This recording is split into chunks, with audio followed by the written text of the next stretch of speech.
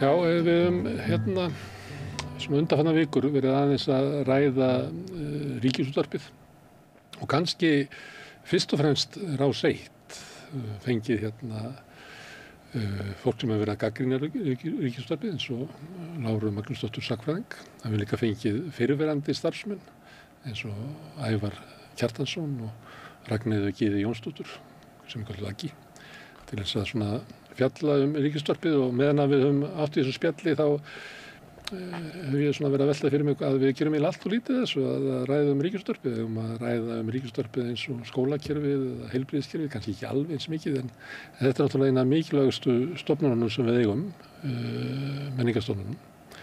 Og hingað er komin Fanney Birna Jónsdóttir sem er dagskrárstjóri Rásar 1 sem er bara fjöreggið ég rifja upp samtölu við Ævar og Aggi að þeir fannst ótrúlega vænt þetta fyrirbrigði sem að þú ert að gæta núna. Já, ég held að þau séu ekkert ein það. Ég upplifi það mjög sterkt að það eru bara mjög miklar tilfinningar tengdar Rás 1 hjá fjöldanum öllum af fólki.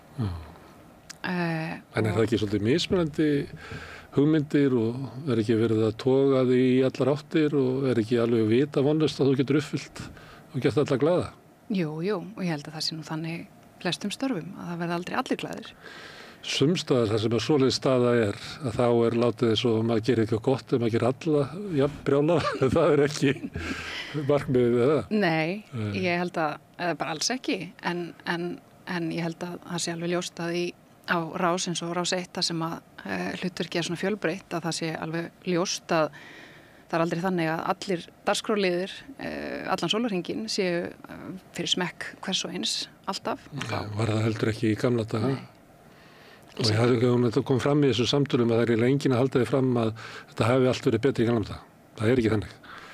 En fólk sækir oft í eitthvað sem að var og það sem að mér fannst í þessum samtölum að fólk var ekki endilega að sækja eitthvað þetta ætti að vera núna eins og þetta var.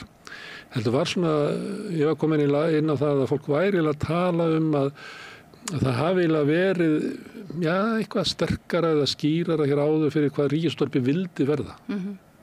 Og kannski væri við orðin vissum ekki alveg, hvað vill Ríkisútvarpið verða?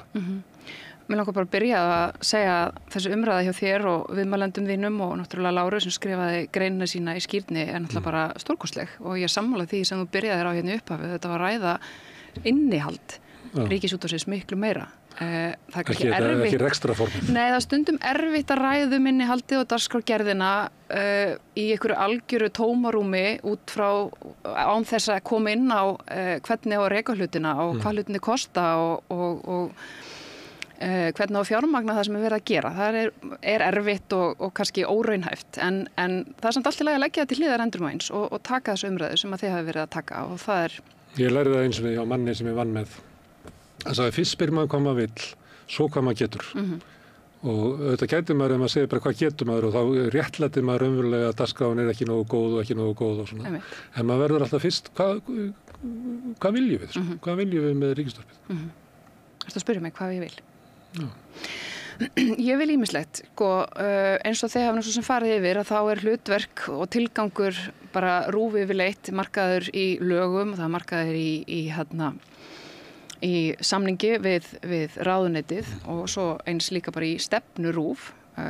Magnús Geir setti upphaflega, held ég fyrsta sinn, stefnu fyrir Ríkisútvarpið, bæði náttúrulega sjónvarp og útvarp og hún hefur verið endurnýjuð og gildir til ársins 2026. En er þetta ekki allt svona almennt orðað svona næstu eins og einhver kostingabæklingur frá? Sumt, jú, en það er samt sem áður nokkuð vel skilgreint og afmarka hvað við eigum að vera að gera. Það er bara kannski meira með hvað hætti þú gerir það sem er kannski þessi dagskrárstefna sem að þið hafa verið að ræða og þetta er þetta allt sem ég nefndi haft til hliðsjónar og innan þessara stefnu hafa náttúrulega verið settar þvert yfir, heilt yfir fleiri stefnur, það er landsbyggðarstefna og jafnréttisstefna og fleira og við höfum, þá hafa reyndar ekki verið kynnt núna nýverið markað okkur tónlistarstefnu sem verið kynnt núna í haust og þó það sé nú orðin nokkur ár síðan að þá er þetta samt í svona heildarsamhengi hlutana nokkuð nýtt að það sé verið að marka stefnur yfirleitt fyrir ríkisútvarpið og það er að henni góða. Það er einmitt oftast þannig að í stefnum eru sett háleit markmið sem er kannski ekki hægt að ná innan eins misseris eða nokkur ára en það er að horfa til framtíð. Hvað vill ríkisútvarpið verða? Ríkisútvarpið... Þá erum við fyrst og fremst að tala um Rás 1. Já, einmitt, og við erum bara mest að tala um það hér. Já, því það er eiginlega sálinn í ríkisútvarpið og hitt er eiginlega svona fyrir auglýsingadeildina og eitthvað. Já, ríkisútvarpið er náttúrulega, Rás 1 er alveg ótrúlega margt í einu. Og við búum ekki við þann lúksus að hafa eins og margar systustöður okkar erlendis 5, 6 upp í 20 rásir, það sem er hægt að afmarka einhvern veginn hlutverkið þrengra, þannig að Rás 1 er fyrir forvitna. Það slagur ekki. Það er þessu, af því að ég held að sko ef þú ert að byrja þetta saman við útvarp í öðrum löndum, að þá sér maður alveg á þeim að það útvarp hefur þroskast, meðal annars með því að fjölga rásunum, að það sé eiginlega hluti af því að geta vaxið, er að geta sko fleitt áfram og líka bara elst með sínum hlustandahóp og komið svo með endurnýjun alltaf inni og það er svolítið annarlegt að ríkisútvarpið sé eiginlega bannað að gera þetta. Já, getur alveg verið. Það er svo sem ekki mitt hlutverk að ákveða það en innan þessa ramma sem við erum að vinna með þá er Rás 1 bara ótrúlega margt og fyrir forvitna uppfyllir þessi hlutverk sem eru sett í lögum mjög mörg, miklu fleiri heldur en til dæmis Rás 2. Henn er svona gert að vera með svona þrengra umfjöllunasvið. Það er almannavarnarútvarpið, við erum með tónlistina, poptónlistina mestu og svona nýrri tónlist og síðan fréttaútvarp og Rás 1 er minna í flestu af þessu og þetta er miklu breiðari málefnagrundvöllur sem að Rás 1 er að tækla á hverjum degi, hverju viku og hverju ári og svo er náttúrulega það því þú talaður um einhvern veginn að eldast með hlustendur sínum og þá er náttúrulega alltaf baráttan að bera virðingu fyrir því að það eru mjög margar kynslóðir sem að hlusta mikið. Ég er reyndar alveg uppi það eins og þú að það var alltaf kveikt útvarpinu og maður kannski var ekkert mikið að hlusta en einhvern veginn varð fyrir barðina á þessu eftir sem áður. Var fyrir barðina á þessu? Já, stundum fannst mér það að ég var yngri og finnst það ekki lengur. En síðan eru að koma upp nýri kynslóður sem hlusta bara með allt öðrum hætti. Og kannski síður á Rás 1? Ekkert endilega. Ég meina þau hlusta á alls konar efni á Rás 1 en ekki kannski línulegri dagskrá. Þau sækja sér að öðruvísi. Í gegnum podcast? Í gegnum podcast og sækja sér kannski efni innan úr þáttum, í gegnum spilara, í gegnum hlaðasveitur. Þannig að það þarf að finna einhverja leið til þess að bera jafnmikla virðingu fyrir báðum þessum hópum sem að eru bara allt öðruvísi að neyta þessa efnis með allt öðrum hætti, heldur en hinn hópurinn. Og það er alveg víðfemt verkefni. Það er eitt sem að hefur verið áhrifin af podcasti sem að ég veit ekki hvað er það, kannski 15-20 ára gamalt fyrirbrigði. Það sem útvarpið losnar frá línulegri dagskrá og losnar líka við þetta að vera að þjóna mörgum og ólíkum hópum á sama tíma. Og það er margt sem að gerist við það eins og við þekkjum rauðaborðinu allt í einu verður tímalengdin allt önnur af því að það rekst enginn hingað inn sem hefur áhuga á þessum sal við erum bara litla arthouse bíóið í kjallaranum og njótu þess að geta verið með svona efni sem að kannski virkar ekkert í stórasalunum eða fram í andirinu og þá er það spurningin sko að reyna að gera hvoru tveggja að reyna að vera sko að búa til efni fyrir áhugasama en líka vera með eitthvað svona streymaða dagskrá sem að oft er þá tilraun til þess að það sé eitthvað blær þannig að þetta er Rás 1 það sé innan einhverja marka sem hún getur búið til efnið kannski þetta bara óvinnandi. Já, það er allavega held ég alltaf tilbúin til þess að reyna hvort sem að það vinnst eða ekki og bara eins og við ræddum hérna á það en ég menna hlustendahópurinn er svo ólíkur það getur enginn alltaf verið glaður en við reynum að hafa þannig að flestir ætti að geta fundið eitthvað við sitt hæfi. Ævar nefndi þetta hjá þér í góðu viðtali að það sem að Rás 1 getur gert sem að kannski ekki allir aðrir geta gert er að búa til efni sem að liggur alveg fyrir að sé fyrir þröngan hlustendahóp og gerir það. Það er líka verið einhvern veginn að reyna að tala mannamál og ná til alþýðunar, ná til þeirra sem að kannski hafa fáa til að tala við en meiri tíma til að hlusta og þessu verður að blanda saman með einhverjum smekklegum hætti sem reynt að gera þarna á hverjum degi. En framtíðin er mörkuð í stefnunni og stafræn stefna RÚV liggur alveg fyrir og það er náttúrulega alltaf spurning, ég meina það er búið að spá dauða útvarpsins frá því áður en ég fæddist en það er aldrei og hlustun á útvarp hjá íslenskri þjóð er alveg óbáslega mikil. Á hverjum degi mælingar sýna það að fólk hlustar bara eiginlega alveg merkilega mikið á eitthvað útvarp. Allar þessar rásir sem boður upp á Íslandi og það er ekkert endilega að fara að hætta neitt í mína tíð eða næstu. Þannig að þetta er spurningum að feta þennan stíg einhvers staðar á milli þess að skilja það og skynja. Fólk er að hlusta útvarpið, það kveikir útvarpinu í bílnum, kveikir útvarpinu heima af sér, en það líka sækja sér beint það efni sem að því hendar utan línulegar dagskrár, eitthvað sem að það velur. En hvað er ég hlusta á Rás 1? Margir. Ungir og aldnir. Hvernig, það er náttúrulega frekar eldri. Já, í línulegri dagskrá er miklu hærri meðaldur. Miklu hærri meðaldur og þetta er líka svona svolítið gerir manni erfitt fyrir að... Þetta eru hlustendurnir. Þetta er það sem að, þú veist, ef þetta er eins og salur að því að var að taka dæmi það og fjölmiðlar eru það að sumu leyti, alveg sama hvað maður er í fjölmiðlum, maður finnur alltaf fyrir salnum og sumu leyti áttar maður sig á því með fljótlega að salurinn mótar þetta er ping-pong, sko. Að þú að endanum þá verður eitthvað svona, þetta er stefnumót eitthvað og það er salurinn mótar þetta. Þannig ef þú ferð inn í sko sal sem að segjum að aldurinn sé mjög hár, að þá býrðu endanum til efni við hann, endur bara í fæting við salinn. Já, ég er ekkit endilega viss það. Ég meina, við höfum alveg búið til efni sem er ekkit endilega miðað á eldra fólki sem að samt sem áður, ég meina, bara krakkarnir sem eru með lestina eiga sér aðdáendur sem eru bara mjög gamlir og þetta er, þú veist, þáttur popkultúr og... Gamla fólki er ekki alltaf eins, sko. Nei. Þetta er ekki bara feysuflott og harmoníkutónlist. Ekki frekar núnga fólki og það er líka, held ég, þú veist, ég held að sé ekkit endilega æskilegt að vera að búa alltaf til útvarpsefni fyrir kynslóðir, af því að, þú veist, þú ert að búa til efni inn í áhugasvið fólks og oft er skemmtilegast útvarpsefnið allan fyrir mitt leyti, það sem ég rekst á, ekkit endilega eitthvað sem ég hef nokkurn áhuga á, heldur bara því að dagskrárgerðarmaðurinn og framleiðandinn einhvern veginn hefur nægilega mikinn áhuga á því að minn eigin áhugi kviknar með henni hlusta. Svo er það náttúrulega vill oft gleymast þegar fólk er að skipuleggja fjölmiðla. Það er kannski aðal krafa hlustandans eða lesandans eða áhorfandans er komdu mér óvart. Það er sem að maður getur ekki skipulagt. En þá skiptir náttúrulega máli að hafa kultúr innanhús, skapandi kultúr. Já. Og ég held að því að það kom náttúrulega svolítið fram í þessum samtölum þessi áhersla á hugvísindin að mér finnst kannski rétt að taka það fram að Þú ert ekki hugvísindamentur? Ég er ekki hugvísindamentur, nei. Þú ert lögfræðingur? Ég er lögfræðingur. Eins og útvarpsstjóri? Eins og útvarpsstjóri. Og Lára vitnaði í þetta, nefndi þig í greininni, eða ekki? Jú. Að innan Rásar 1 er starfandi fólk með hugvísindamenntun bara hlutfallið ansi hátt.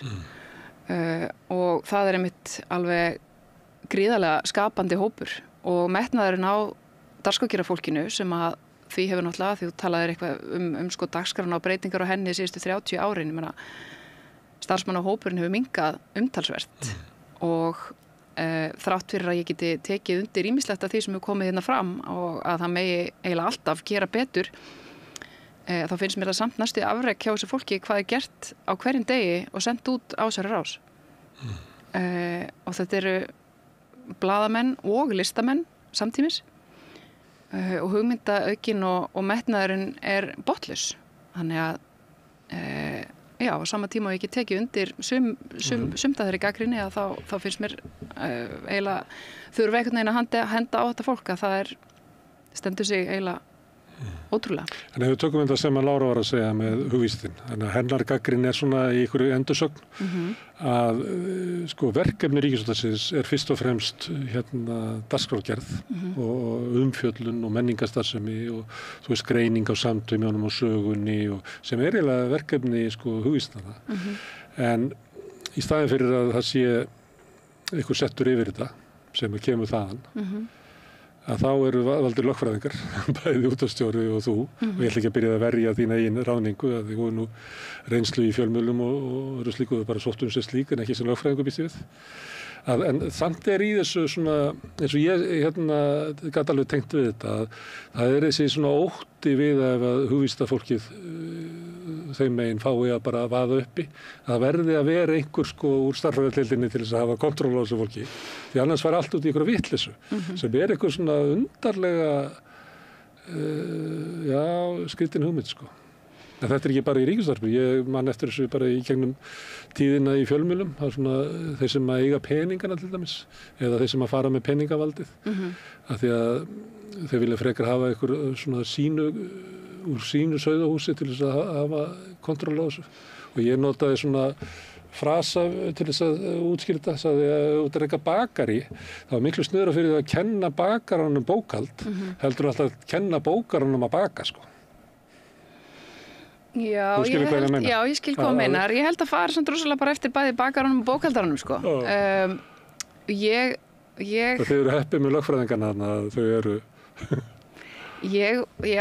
mér líkar ágætlega við lögfræðinginn og lögreglustjóran og eins og þú sagðir, ég ætlum svo sem ekki fara að verja hérna mína ráðningu, það aðrir sem ber ábyrgð henni, ég bauð bara fram mína krafta en ég meina eins og ég segi, sko, dagskrárgera fólki þarna, menningarritstjórinn, þetta hugvísindafólk. Guðni Tómasson. Já, og bara eins og þú þekkir, ég meina, þú getur verið rosalega metnaðarfullur ritstjóri, en ef að blaðamennirnir kom ekki með fréttirnar, að þá gerist rosalega lítið, það mjög ólíklegt að ritstjórin fái allar fréttirnar og skipi sem bara einhverjum öðrum að skrifa það, sko. Það gerist allt á gólfinu, sko. Þannig að ég hef minni áhyggjur af þessu og held að svona þegar kemur að menntun og reynslu að þá sé hópurinn á Rás 1 nokkuð vel skipaður. Jafnvel þó að það sé hugvist mannski brúni. Já, þetta tengir samt svolítið og kom kannski ljós þegar ég held að verið mest hjá Ævari. Ég held að sé einmitt reyndar skortur á raunvísindafólki í fjölmiðlum yfirleitt, sko. Ævar tók það fram, sko, að þeir voru til þess að þeir byrjuðu með Víðsjá, voru mikið að reyna að teygja sig eftir því að hafa ekki of eintóna hugvísinda sjónarhorn á heiminn og voru með reyndu vísindahornið og hitt og þetta. Voru alltaf að reyna að draga fólk inn og svo ég minnir hann hafi sagt að það fólk bara hefur aðgengi að skári í launum annars það, sko. Það er erfitt að halda því inn í fjölmiðlum. Já, meina, það bara sameiginlegt vandamál fjölmiðla bara alls staðar á landinu, held ég. Það er erfitt að það er ekki bara neinn fólk. Virðing fyrir þessu starfi, sko. Miklu minni. Henda í þetta fólk ótrúlega lélugum launum. Já, miklu minni og álagið öðruvísi heldur en annars staðar. Og ég held að fólk gerir sér minni grein fyrir því. Það er bara svona síbylju álag að, eins og þú þekkir, að bóka fólk á hverju degi, fá hugmyndir og það tengdi svolítið þessu sem að þetta er ekki sama listgreinin og einmitt að mála málverk að gefa út bók sem hún liggur yfir lengi og gefur hana svo bara út. Þetta er miklu hraðara umhverfi. Blessunarlega. Já. Það er náttúrulega margir sem að ánetast þessu og eins og bara ég sjálf, ég meina þetta er hvergi skemmtilegra að vera heldur en í þessum bransa. Og ég veit listform og þetta svona listform augnabliksins sem þannig að það bara rennur linnulaust undir brúna en þú ert ekki að byggja eitthvað sko varanlegt. Þú veist, ef þú ætlar að búa til eitthvað varanlegt að þá kæmur þið aldrei frá þér. Sko. Og það náttúrulega líka, þú veist, það líka að fallega við línulegu dagskrárna að vera í beinni útsendingu, að senda út í beinni útsendingu og það getur allt gerst. Þú veist ekki hvort eitthvað gerist fyrir utan sem að þarf að komast inn á nóinu. Já. En það getur ekki bara verið línuleg dagskrá af því að við erum að tala svona að reyna að hafa svona kontról á þessu og ég meina maður getur ímyndað sér að sko besta ríkisútvarpið væri það sem að væri bara öflug ritstjórn sem að væri bara allan daginn að segja þú veist hvernig getum við sko endur flutt samfélagsstegluna sem best inn en til þess að geta gert þetta þá þarf náttúrulega að vera svona bæði í svona einhver farvegur fyrir svona sköpunarkraft og það vill verða í svona þú ert þarna með morgun þáttinn með honum Jóa og svo hérna Sigga og Gunni hérna með þennan þátt og allir lokast svona inn í sínu og eru bara að framleiða 3 viðtöl á dag og hérna og að sömuleyti fannst mér sko þannig að kom ágætlega fram í viðtalinu við hann Ævar að kannski svona viljinn til þess að róta þessu upp í þessu gera þetta svona öðruvísi væri einhver leyti farin og líklega bara út af bara penningaskorti sko. Þegar hann taldi mér og þegar hann stofnaði að tók þátt í að búið til Víðsjá. Hvað ætlaði að verið, ætlaði ekki að verið 8 manna ritstjórn eða eitthvað? Jú, og svo var eitthvað svipað með morgun þáttinn líka og þetta er allt 2 manna prógram í dag. Eftir sem áður þessi metnaður alveg til staðar. Ég meina það lá alveg fyrir þegar ég bauð fram mína starfskrafta að ég ætlaði ekki að koma inn með hvelli og setja dagskrána á hvolf og breytöllu.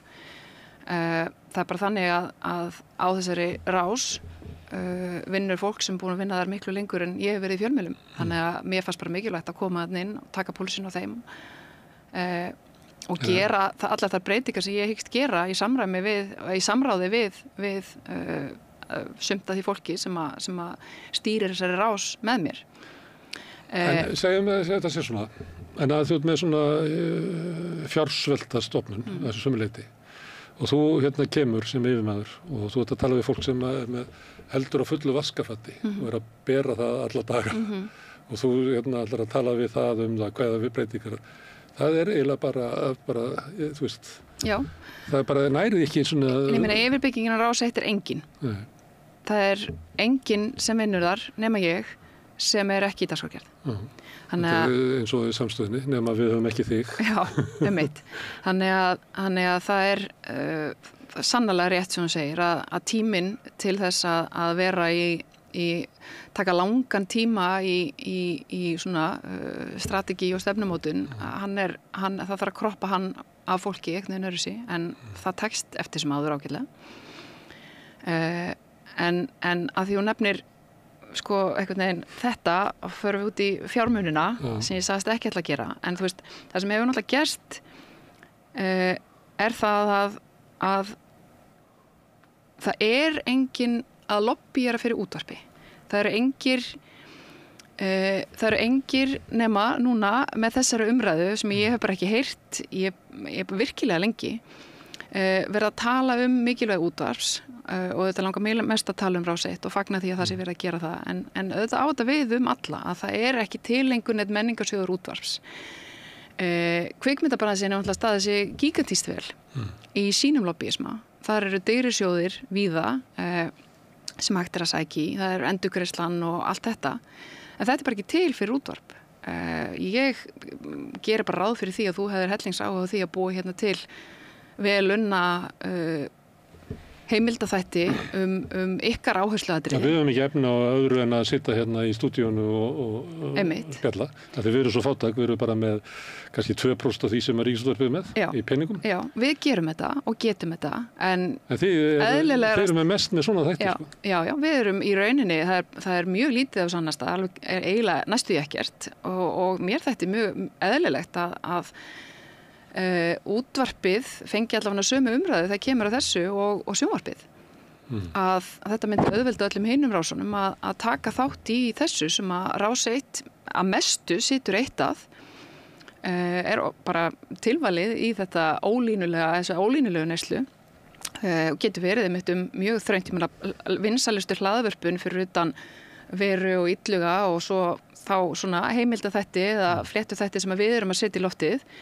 Það eru svona þættir, þú veist, einhverjir 1 eða 2 sem að setjast niður við mikrofónin og spjalla og það er bara fínt fyrir sinn hatt en þetta verður náttúrulega óskup einhæft og mér finnst mjög eðlilegt að annarkvort menningarsjóður útvarps yrði bara endurvækin og væri það fyrir alla að sækja í til þess að það sé hægt að efla útvarpsþáttagerð á Íslandi. Svona er þetta gert erlendis. Fólk bara selur alveg svo framleiðendur og sjónvarpsþáttum með bíómyndum selur sjónvarpsstöðum afurðirnar sínar. Eins og er ávið dagskrárstjóra sjónvarps, hann er að kaupa efni sem að í honum ber að kaupa efni. Já, en það hefur verið fjármagnað annar staðar. Og ég meina honum ber að kaupa efni af sjálfstæðu framleiðendum fyrir bara hlutfallslega En raunverulega er hann ekki að kaupa, hann borgar sáralítið í efni sem að stórleiti sko fjármagnað í gegnum kvikmyndamiðstöð eða eitthvað annars staðar frá. Sumt, það er ekki sem mjög kemur til misjafnt. þín, það er ekki sem kemur til þín, hérna ég er hérna með þáttaröð Breiðavíkurbörnin, 80 þætti. Það er vissulega mjög margir sem gera það, ég meina, og við köllum eftir En hugmyndum. hann fekk ekkert sko styrk á sama hátt Nei. og þá sem bjóti sjónvarpsefnið Nei. eða svo sem kemur til útgefanda sem segir hérna ég er hérna með skáldsögu sem ég er búin að fá rithöfundarlaun núna 9 mánuði 3 ár í röð og sem er vilja búið að borga framleiðsluna á því, Akkurat. vilt þú gefa þetta út? Já. Og útgefandinn hendir einhverjum smáurum í höfundin að því að raunverulega er einhver annar búin að borga þetta og þú ert að tala um að okkur vantar eitthvað í þessa líkingu ef við ætlum að fá alvöru gott útvarp að þá verðum við að styrkja framleiðsluna á útvarpi. Mér finnst það, ég meina það bara liggur fyrir að ég get ekki sko greitt fyrir rannsóknar að heimildavinnu í marga mánuði ár. Það er bara ekki svona, það getur það enginn. Þú getur spilað ef ykkur hefur sérstakann áhuga á þessu, ef ykkur hefur kannski búið til einhverja MA-ritgerð og vill breyta því útastátt. Fólk er í grunninn alltaf að borga með sér í þessu. Og þetta er það sem að mér finnist að mætti breyta. Þetta er áhuga mennska að hluta til. Já, það er hreinlega svoleiðis. Og það getur engin annar gert þetta heldur en RÚV, það bara liggur fyrir og samt sem áður er það þannig að við getum þetta valla. Og mér finnst þetta bara mjög eðlileg þróun í útvarpi, sérstaklega bara í fínu samræmi við þessa svona breyttu neyslu. Og svo er verið að tala um samkeppni milli fjölmiðla að þetta væri bara sko eðlilegt í því ljósi. Segjum að ég væri sjálfstæðismaður og myndi heyra þið segja þetta. Þá myndi ég segja ekki nú öll vitlaust eins sko. Það er ekki nóg með að sko ríkisútvarpið fái sko 5,4 milljarða heldur vill dagskrárstjórinn fá sko styrk til þess að geta keypt efni.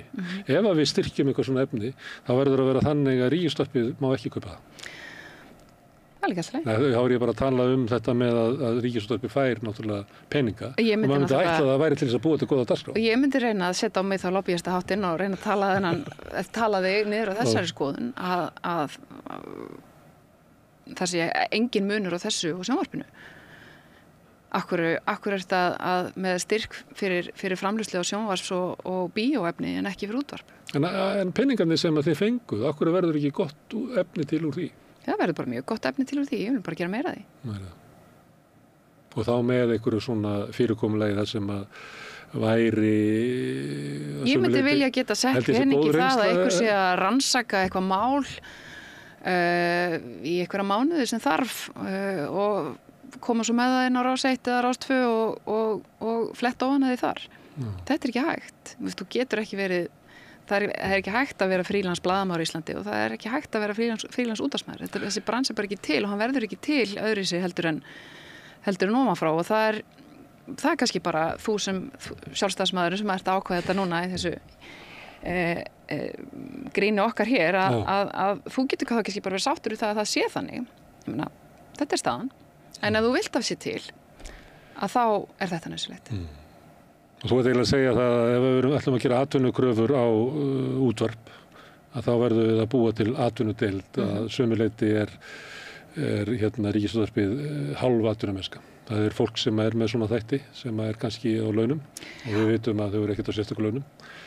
En það sem að kemur inn, sem eru þá lengri unnið þættir, er meira og minna unnið í ykkur áhuga manna. Já, og við gerum það alveg. Ég meina, við erum með hugmyndadaga 2 ári, þar sem að fólk kemur með hugmyndir og framleiðir með okkur þáttaraðir, mislangar og mislangi þættir og af bara alls konar toga.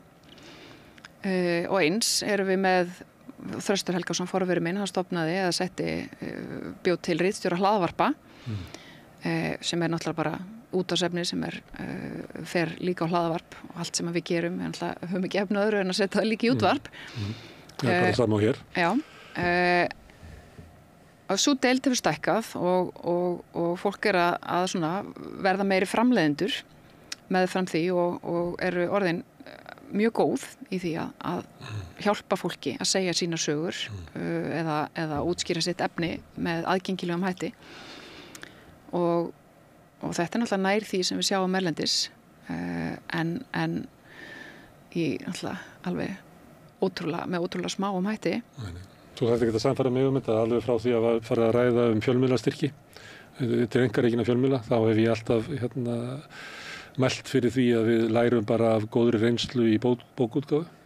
Að þegar það á að styrkja bransan, að þá borgar sig að láta styrkina í upphafsritum til rithöfundana og styrkurinn sem að rithöfundin fær niðurgreiðir raunverulega ritlaunin sem að bókútgefandi fær og þar með veltur eiginlega framlagið eftir öllu til bóksalans og prentarans og allra annara og þetta séður miklu heilbrigðara kerfi að styrkja blaðamennskuna frekar heldur en fjölmiðlafyrirtækin, sérstaklega náttúrulega þegar við erum með þetta umhverfi einkarekinna fjölmiðla sem eru svona einhverjir ríkir kallar að reka þetta meira og minna og það er erfitt að skilja okkur og meira segja þau sem að fá hæstu styrkina þykjast ekkert vilja þá eins og Mogginn og Viðskiptablaðið og sækja samt sem er náttúrulega skytið. Á sama tíma, ég var líka starfandi á litlum fjölmiðli þar sem að áður en reyndar styrkirni komið til en það lá alveg fyrir í bókhaldinu þar að það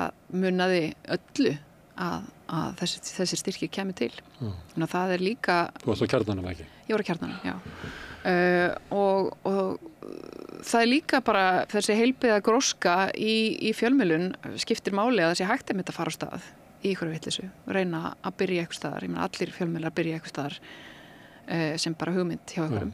Og kerfið er þannig núna þegar við setjum inn á samstöðunni að við fáum ekki styrki. Af því að kerfið er byggt upp að það er þetta sækjum styrki í haust með að við velduna í fyrra og þá fyrir styrk á næsta ári. Þannig að það er svona senkun á þessu. Og þannig að kerfið raunverulega vinnur gegn nýsköpun eða nýjum fyrirtækjum og smærri miðlum og er náttúrulega alveg meingallað kerfið Já, það er bara ýmislegt í þessu kerfi sem að eiginlega bara eins og í öllu samfélaginu sem að vera til sífelldar endurskoðunar og kannski ætti bara einhver nýsköpunarsjóður fjölmiðla að vera til, ég veit ekki. Ég fór og hitti ráðherra og starfsfólksráðuneytisins. Ég þarf greinilega að gera það líka með sjóðinn minn. Þetta var meðal annars niðurstaðan. Já, líklega þyrftum við að hafa svona nýsköpunarsjóð líka. En svo náttúrulega gerist það ekki vegna þess að það þarf eitthvað þrýsting og við litlu fjölmiðlarnir erum ekki beint svona, við erum ekki að hlekkja okkur við ofnana í ráðuneytinu til að koma okkur fram. Nei, en þú veist, það er samt sem áður, ég meina það er eins og ég segi, það vantar þennan lobbyistahóp fyrir útvarpið og ég held að einhver svona umræða sem að mínum að þið mætti bara fara ennþá víðar, ekki bara frá einhverjum gömlum starfsmönnum. Ég held að eins og ég sagði hérna í upphafi, ég held að það sé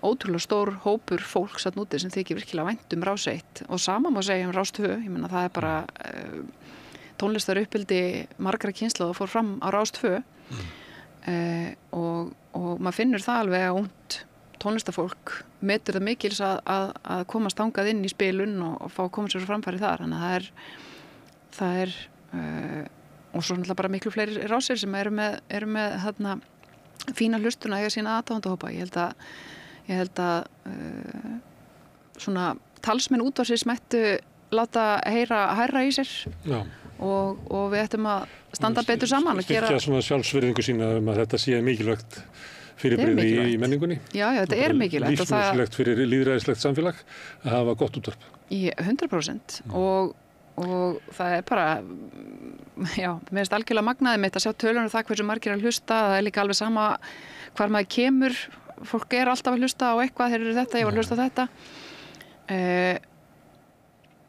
og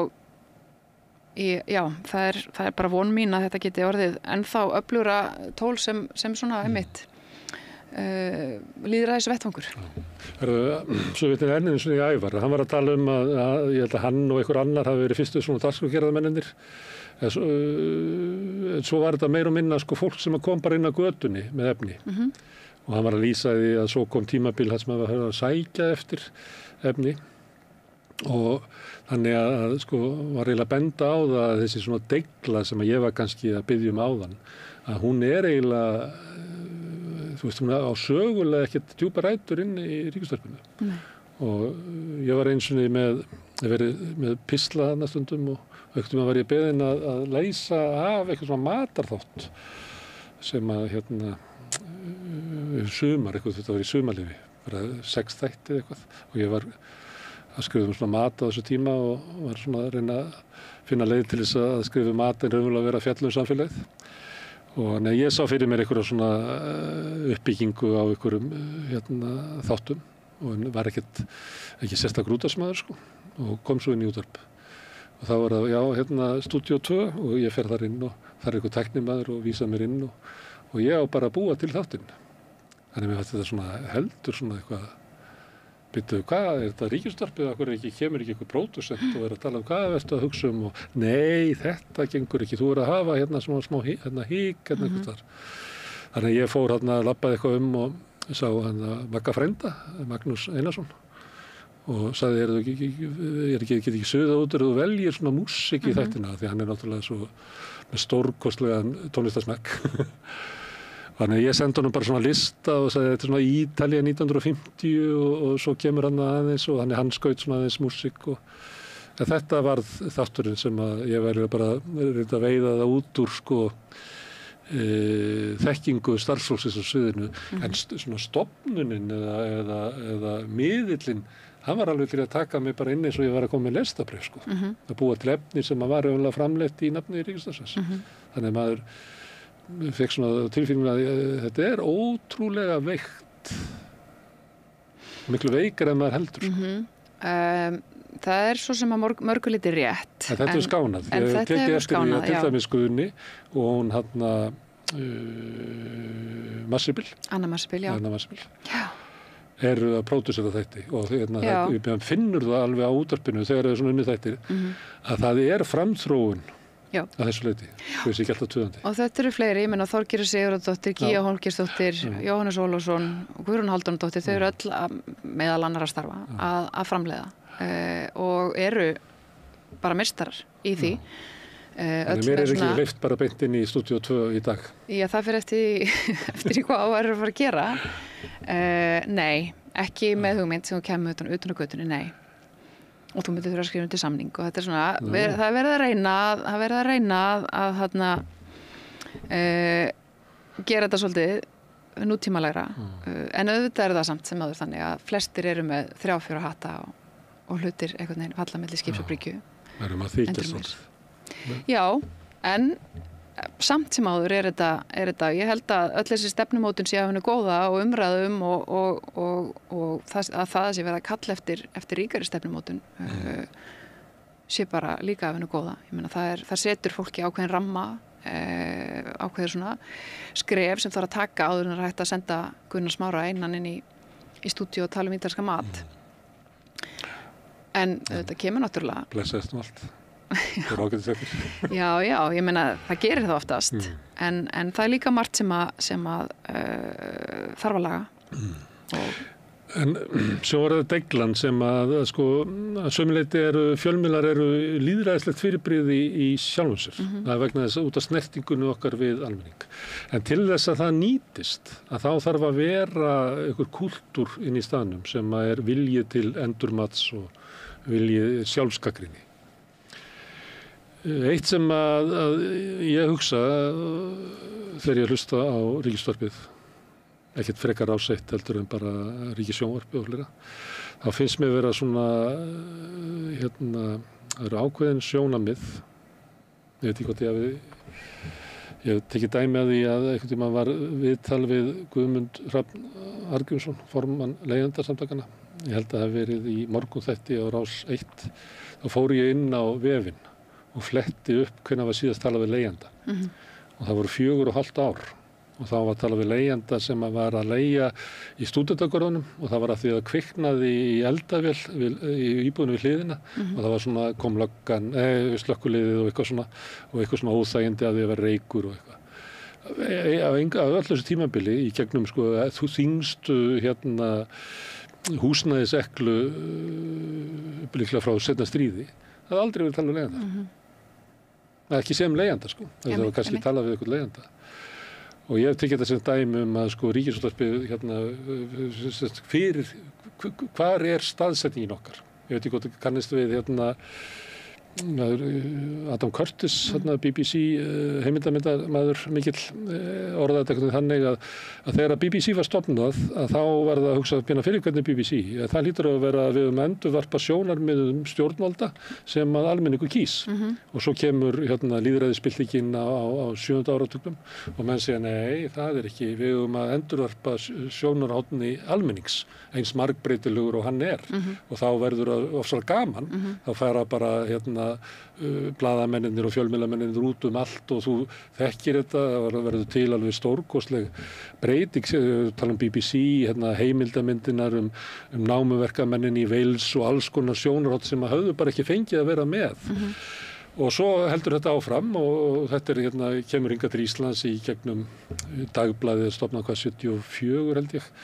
Helgapósturinn 79, það sömuleyti tengja margir þetta við kannski svona byltingu Stefáns Jónssyna í Dægurmálaútvarpinu og þessi svona hugmyndum að við ekki að vera endurvarpa einhverjum gefnum sannindum, einhver gegnum sjónarhorni, heldur á þetta að vera almenningsútvarp, þjóðarútvarpið. Einhver leyti finnst manni að við erum einhvern veginn að bakka út úr þessu aftur. Að okkur hættir meira til þess að segja. Ég geti vitnað í COVID, þar sem allt í einu bara í 1,5 ár var ríkisútvarpið bara að boða út eitthvað sjónarmið stofnana samfélagsins og fækkaði og svo þetta sem ég að segja áðan að kannski þeir sem að veikastandar í samfélaginu til ekki elitunni og flotta fólkinu að það bara ekki rætt við það. Þetta væri svo gagnrýni sem að ég myndi helst vilja bera á borðið dagskrárstjóra ríkisútvarpsins.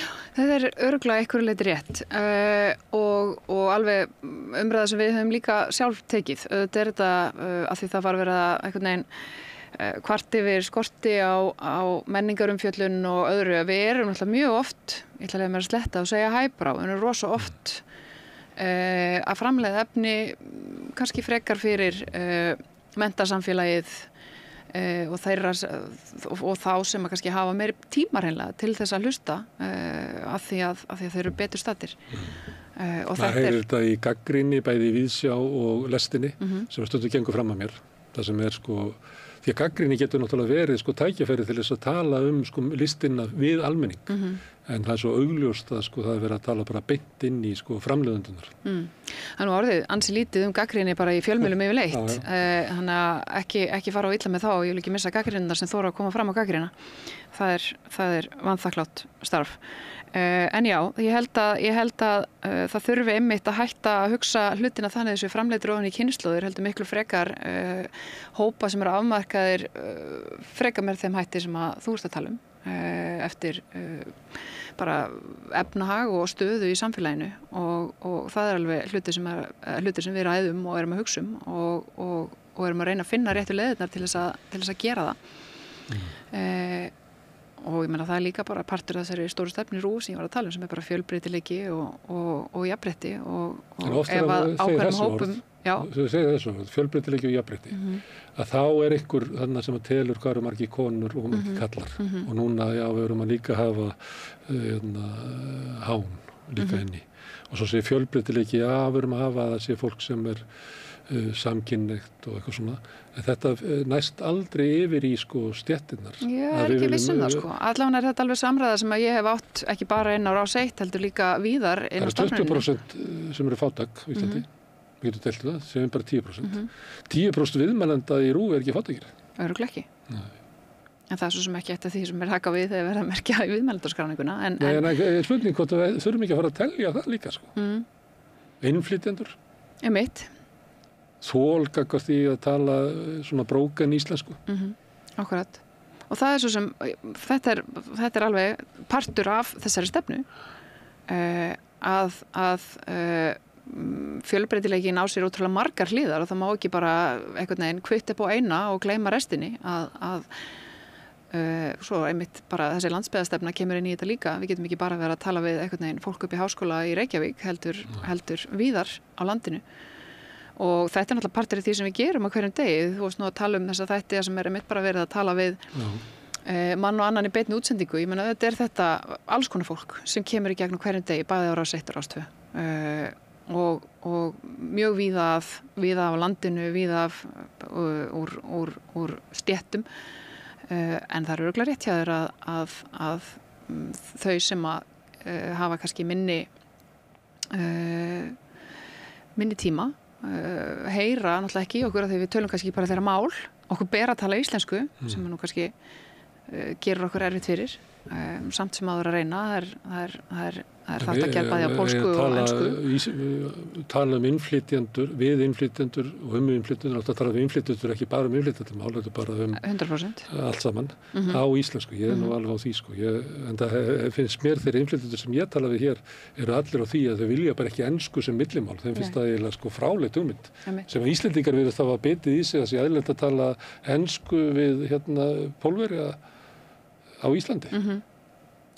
Mín upplifun að sko innflytjendur vilja tala sko íslensku sem millimál. Já, og það er ekki nógu mikið gert af því, en það er samt sem áður í stefninu, eins og ég sagði áðan, þá er stefna sett til framtíðar og ekki hægt að ætlast til þess að hún verði bara veruleika leið og búið að setja punkt aftast. Þetta er það sem er verið að reyna að gera og alveg innlægni í því. En svo gerist það sem að þú varst að segja á hann, að einhvern veginn, svo kemur bara dagurinn í dag og það þarf að fylla þáttinn og þetta er eiliga barningur. Já, ég þekki það og kannski alltaf að segja það að maður vilji manns að hafa hér alls konar fólk. En það er meiri svona fyrirvara, meiri hugsun í því að halda inni svokölluðu venjulegu fólki. Heldur en þá sem eru tilheyra svona þína kjaftandi stéttum, að það er hægt að fá það fólk inn með skemmri fyrirvara og þannig að ef að maður, kannski getur maður með skipulagningu náð að gera þetta eins og maður helst vildi í einhver tíma, en svo lítur maður aðeins til hliðar og gleymir sér eitthvað að verður bara þreyttur eina vikuna og missir niður sko bókunina, en þá er maður svolítið dottinn út í það að það er svo erfitt að ná. Því það er engin vandi fyrir mig að samfæra þig að koma hingað og tala, en ef þú værir bara svo kallað venjulegt fólk út í bæ, að þá er það þarf ég að samfæra þig að tala opinberlega þetta tiltekna mál og koma hingað og það eru bara fleiri þröskuldar á leiðinni. Já, það er líka bara ósköp eðlilegt, ég meina það er miklu meira en að segja það í dag að opinbera sig og sína skoðanir og það sem þú stendur fyrir heldur en það var fyrir einhverjum ári síðan. Heldur það? Ég held það, já. Og umræðan er óvagnari, það er erfitt að lenda í snjóflóði samfélagsmiðlana. Það er bara mjög margir sem að hafa farið mjög illa úti þar. Það er einmitt í svona þætti sem er ekki tekinu upp og þú fara ekki að heyra að þá kannski verður þér á að stíga í spínatið og segja eitthvað óvarlegt og ég meina það er... En ef ég kæmi í ríkisútvarpið og segi mér langar, er ég þá bara verið fyrir aðkasti og eftir? Nei. Ég sem formaður félag þá er falt sjúkra? Nei, en það er ansi mikið að gera í símanum í móttökunni, ég meina það er bara þannig. En okkar áhersla getur náttúrulega bara verið svo að þáttagerða fólk vandi sig og tali góða íslensku. Það er ekki hægt að gera sömu kröfur til viðmælenda, alls ekki þeirra sem að hafa íslensku kannski ekki að aðaltungumáli. Og svo náttúrulega bara alls konar raddir og fullt af fólki sem bara hreinlega erfitt með að tala sem að þarf líka að heyrast í. Og þetta þarf að gerast samhliða því að við vendum íslenskuna. Þetta er erfitt verkefni og verðugt. Og þetta er gert í dagskrá sem eru svona eyjur sem eru umsjónarmenn og svo er eini sem er ekki bundin stúdíótíma þú segir að það er engin dagskrálega yfirstjórn yfir.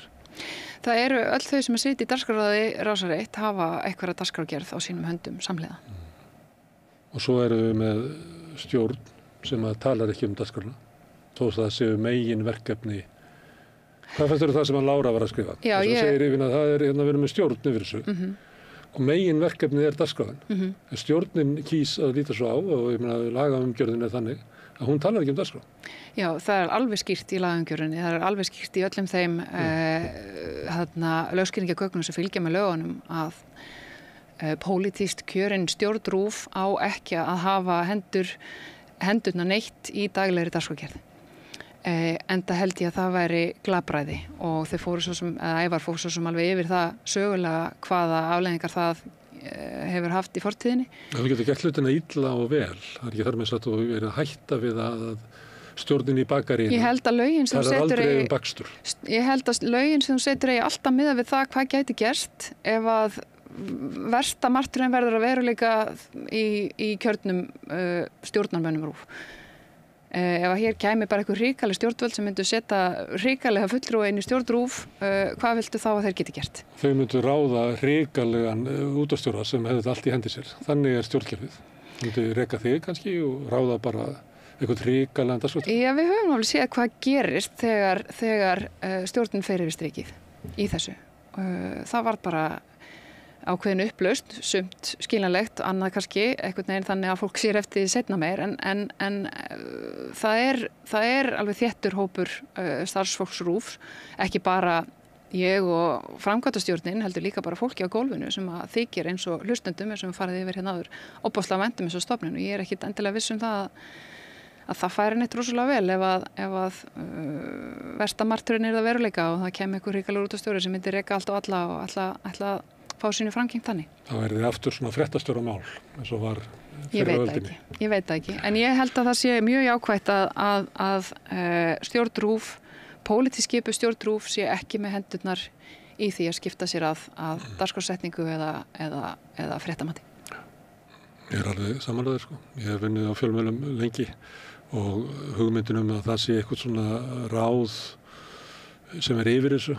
Að það er bara, eins og ég var að segja áðan að því að fjölmiðlarnir eitthvað leyti sko lýðræðislegir í sjálfu sér. Að ef að þú tekur raunverulega mark á þessu pingpongi á milli þín og almennings, að það er eiginlega áhrifin sem að þú eiginlega bara til þess að lifa þá einhvern veginn verður að þá er einhvern linnulaus degla í gangi.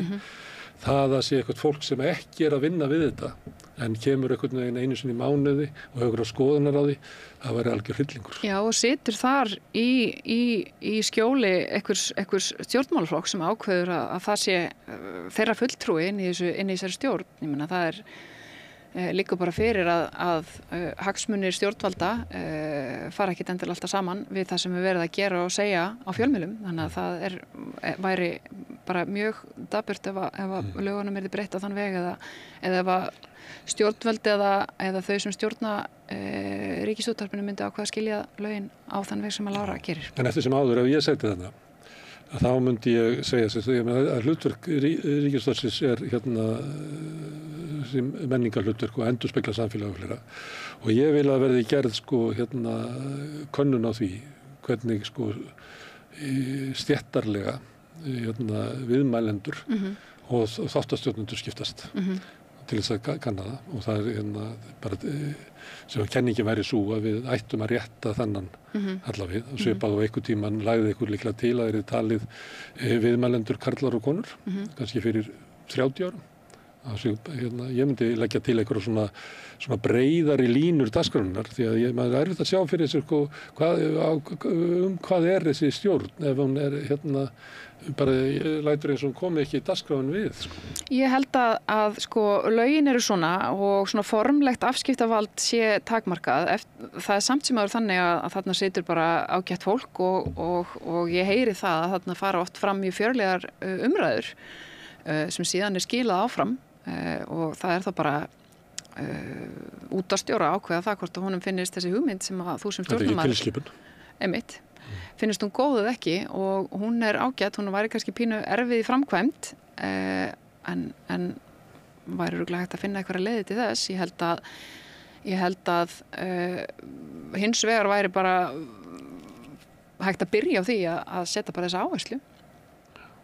Að leita að einhvern veginn fólki með lægri tekjur og í öðrum stéttum að þeim sem viðmælendum. Ég meina það var svo sem alveg verið gerið þættir um fátækt og þetta er náttúrulega bara eilíðar umræða.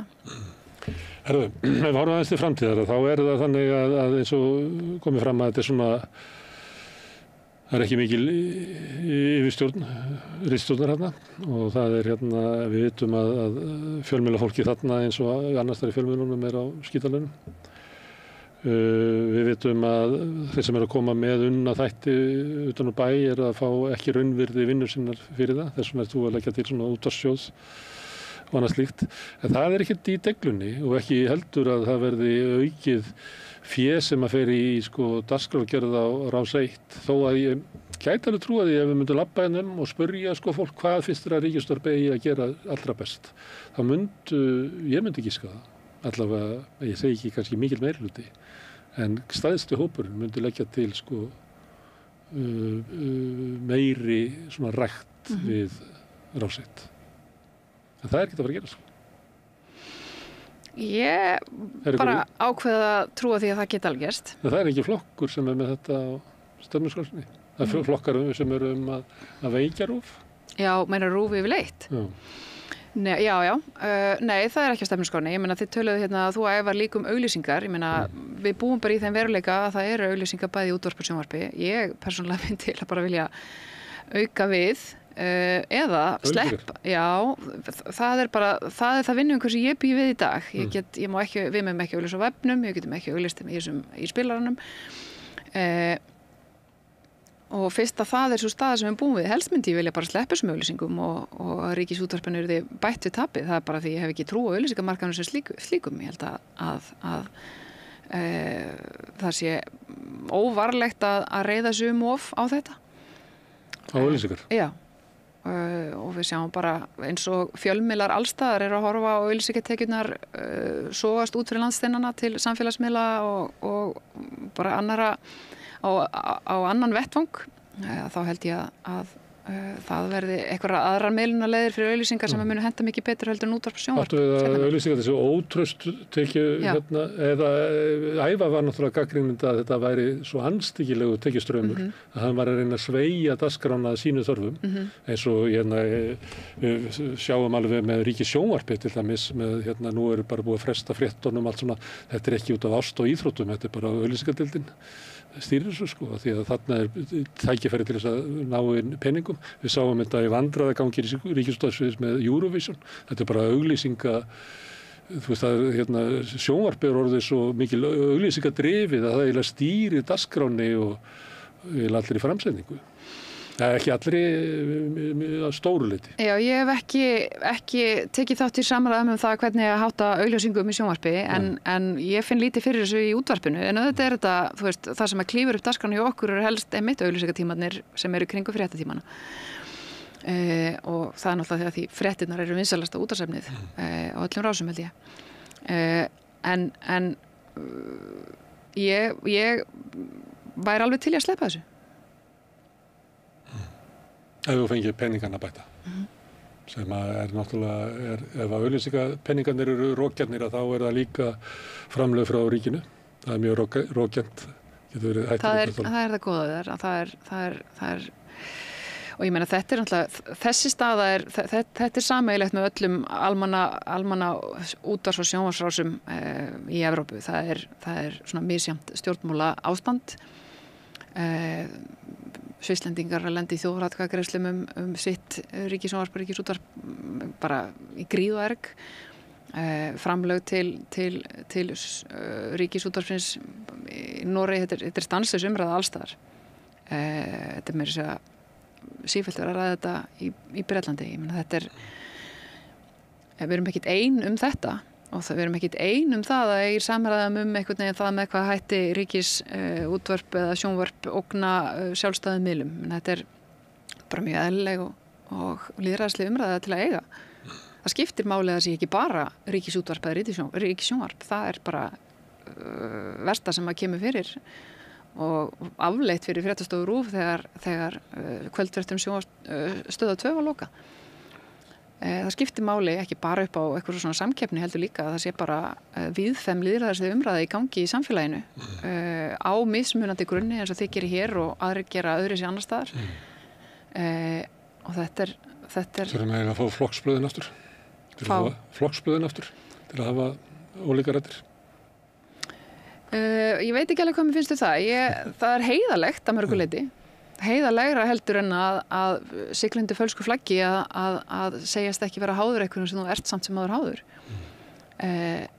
En ég ekki viss að það sé endilega málið að þurfa að lesa einhvern veginn 5 mismunandi blöð til þess að sjá svona stóru stöðuna. En þetta, ég meina, þið eru náttúrulega hérna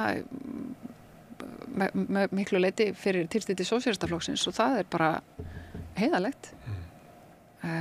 Rödd í samfélaginu sem skiptir máli. Ég hef ekkert út á það að setja.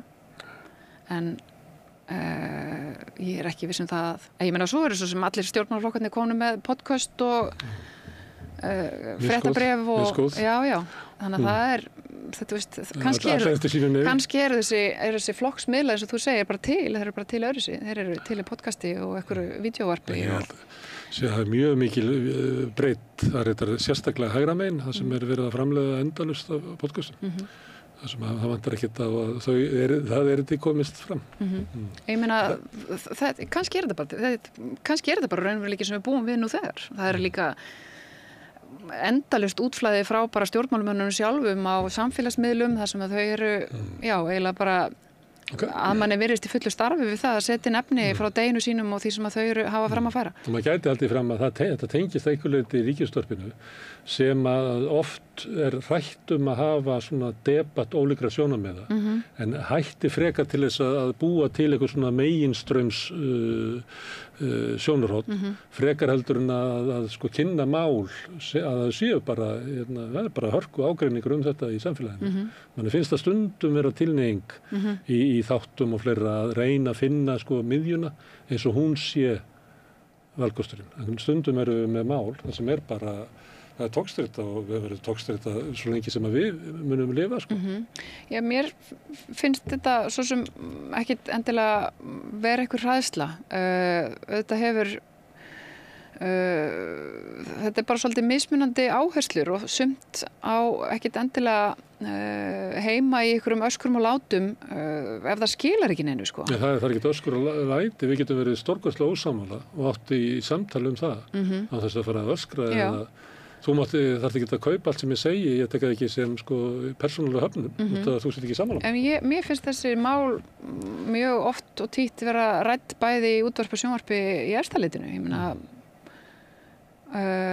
ég ekki viss sem ég taki alveg undir þetta. Mér finnst bara mjög oft ólík sjónarmið leitt fram í spjallþáttum bæði í útvarpi og sjónvarpi og eins og mörgum þykir nógum jafnvel sko. Það hlusta að fólk vera að rífast.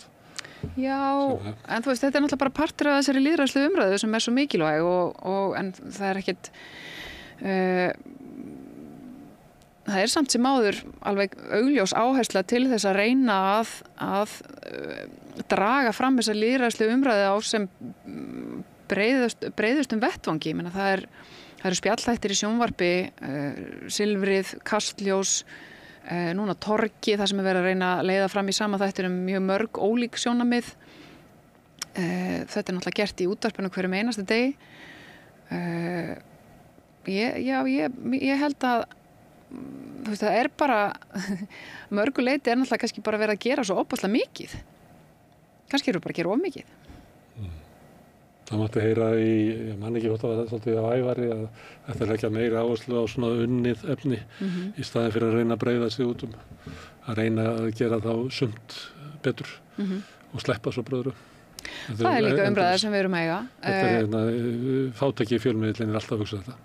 Já, ég meina Rás 1 loftinu allan sólarhringinn. Það eru 24 tímar á sólarhring. Augljóslega væri kannski ekki peningurum best eitt í því að frumflytja efni á nóttunni. Það mikið talað um endurflutning og óþol fyrir honum.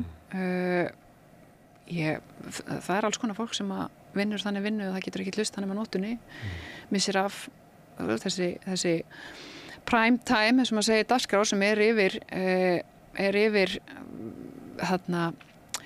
yfir hábjartan daginn, það að segja bara vinnutíma eins venjulega manns ekkit endilega prime time. Þú vilt kannski hlusta okkur allt öðrum tíma. Þannig að ég hef ég skammast mín ekkit fyrir þennan meinta of mikla endurflutning. Linnulausa endurflutning. Nei, á sama tíma er náttúrulega verið að endurflytja mjög mikið af gömlu efni sem ég tel hreinlega bara vera hlutverk RÚV. Endurflutningur á góðu efni frá öllu þessu góða fólki sem var nú talið upp margt hér í umræðum þínum við hina viðmælendina er bara menningarsögulega verðmæti sem okkur ber að miðla áfram. Það breytir því ekki, auðvitað væri ég til í að gera ennþá meira af unnu efni og ég held að það sé ágætlega haldið utan menningarumfjöllun á Rás 1. Ég held hún sé hvað mest á Rás 1, eiginlega bara á öllu landinu. En auðvitað væri líka gaman að geta gert ennþá betur þar. Ég meina tónlistardeildin sem var er ekki svipur á sjón. Við erum nýbúin að ganga frá nýjum samningi við FIH og einmitt búið til okkur þessa tónlistarstefnu sem er mjög metnaðarfull og hún er kannski of metnaðarfull miðað við stöðuna eins og hún er í dag en hún er samt sem að stefna sem að við munum reyna að ná á næstu árum. Þannig fyrir það. Takk fyrir að koma hingað. Ég ætla svona Já, þakka þér fyrir umræðu. Þreifa mig áfram hvernig við fjöllum Ríkisútvarpið. Ég er svona verið að kalla einn og einn í einu. En svo við gerum þetta stundum. Þegar við erum einhver mál það sem er svona á núllpunkti. Þá fáum við fólk og heyrum svona ólíka svona mið. En svo vonandi þroskast þetta þannig að við fæ kannski að fá því með einhverjum fleirum að ræða Ríkisútvarpið og útvarp svona þegar umræðan þroskast. Lofa því. Takk ekki alveg. En ég sitt eftir og ætla að reyna að halda áfram að skilja þetta samfélag sem við erum í. Næsti kafli er eftir augnablik. Með því að ganga í leigjendasamtökin styður þú baráttu leigjenda. Leigjendasamtökin eru fyrir öll þau sem vilja vinna að réttlæti og öryggi á húsnæðismarkaði. Leigjendasamtökin.is